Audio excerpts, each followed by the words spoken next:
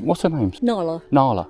We don't know what mixture she is. She's a rescue. She was rescued by the RSPCA. Yeah. A hoarder in Devon had 100 dogs in the field and they were all more or less dying when someone reported them. When they rescued her, they had to completely shave her. She had like flies up the back passage. She got fractured feet, fractured teeth, and the teeth were hanging out as well. Her.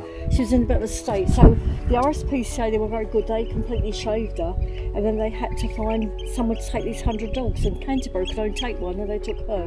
Right, okay. So when we saw her, she was just like a little skinny white dog with sores. Yeah. They said her face was covered in scabs, Oh. but she's turned out really Yeah, lovely. thing is, I went down here to get a German Shepherd. We've always had I've German always Shepherds. had German Right, Shepherds. yeah. We come away with her, didn't Oh, we? but- We didn't come away with her. Took us about 5 weeks to get her. Hello, girl. Hello. You okay?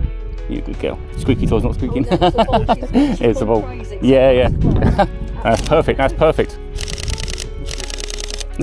Got her. Thank you very much. Thank you. All right, take care. Bye bye.